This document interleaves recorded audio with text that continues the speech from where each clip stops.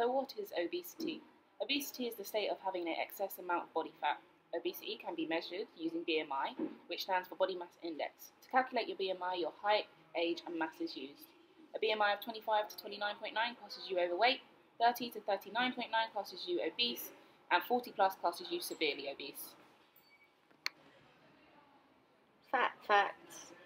Obesity is increasing among children and adolescents, with 16.6% of boys and 15.2% of girls in the UK aged 2 to 5 years being obese in 2008.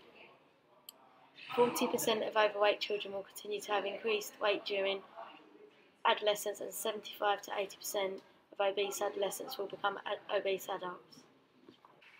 In 2012, 1/3 of children and adolescents were overweight or obese. 33% of boys and 21% of girls don't meet the requirement of daily physical activity.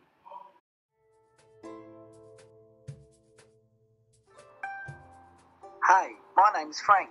I'm 10 years old and I love McDonald's, but my favourite food is hot dogs. All my friends want me to go out and play football, but I prefer playing FIFA on my PlayStation. My mum is worried about my weight and the problems it can cause, so she wanted to get some information from a professional. Hi, I'm Dr. Phil.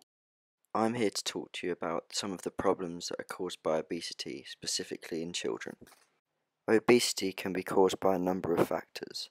In children, these factors can have detrimental effects on psychological, social, physiological, and biomechanical factors. The increased amount of fat in the body inhibits oxygen function and places a strain on the limbs.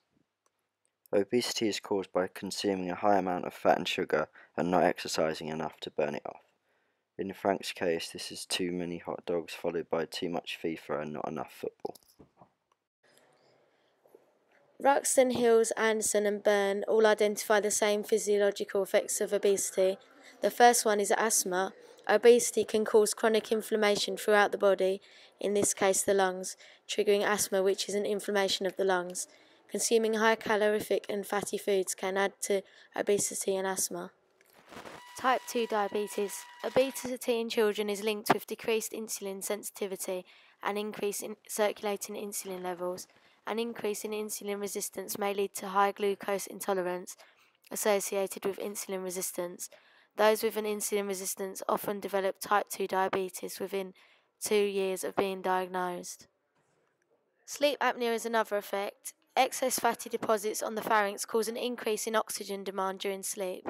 During an apnea episode, hyperventilation occurs due to the increased oxygen demand. This leads to increased blood pressure with a decrease in heart rate and cardiac output.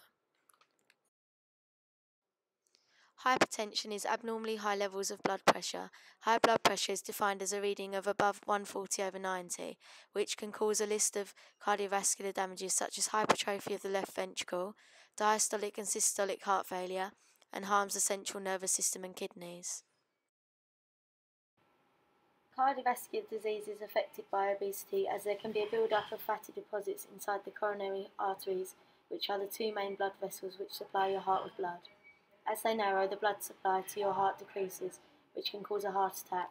Obesity during childhood leads to an increase in heart conditions such as cardiovascular disease.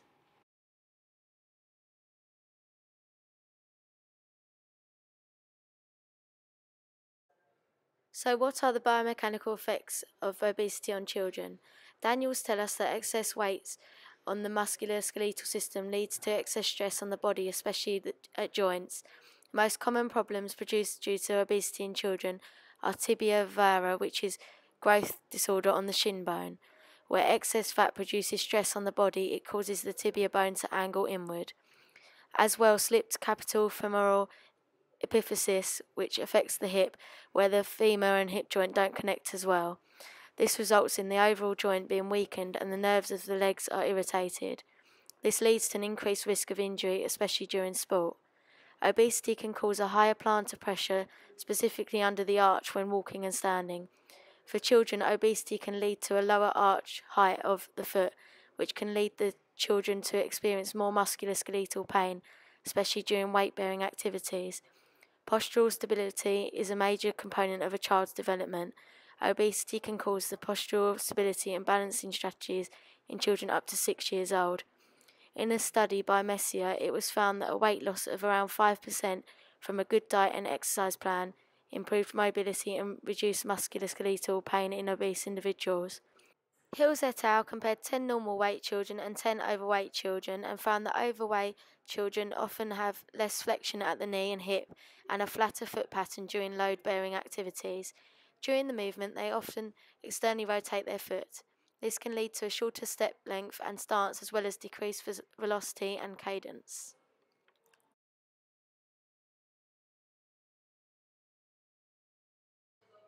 So, Dr. Phil, you've told me all about the effects of obesity, but what can we do to help him?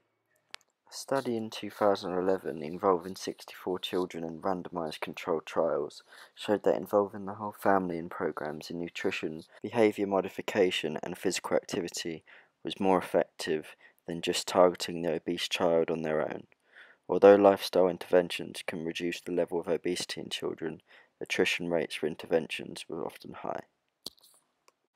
Seal and Broom suggest that the intervention is aided by the parents. This requires the parent to praise the child's healthy behaviour, eliminating food as a reward, determining what foods are offered, offering only healthy food options, removing temptations from the child's environment, and modelling healthy behaviours.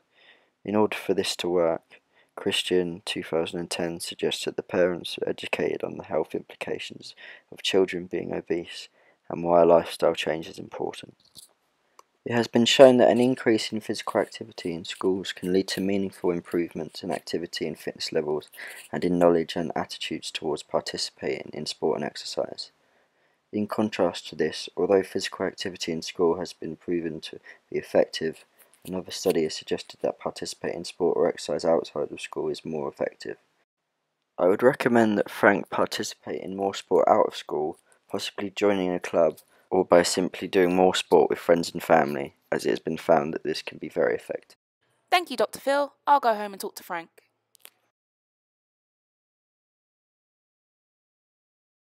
So, Frank, I've told you what Dr. Phil told me. Now, what are you going to do to be healthy again? I'm going to start playing more football with my friends and stop playing so much FIFA. Especially in school, I'm going to try really hard in PE. I guess I'm going to have to stop eating all these hot dogs and start eating more fruit and vegetables. Yuck. I think we should all eat healthy, not just me.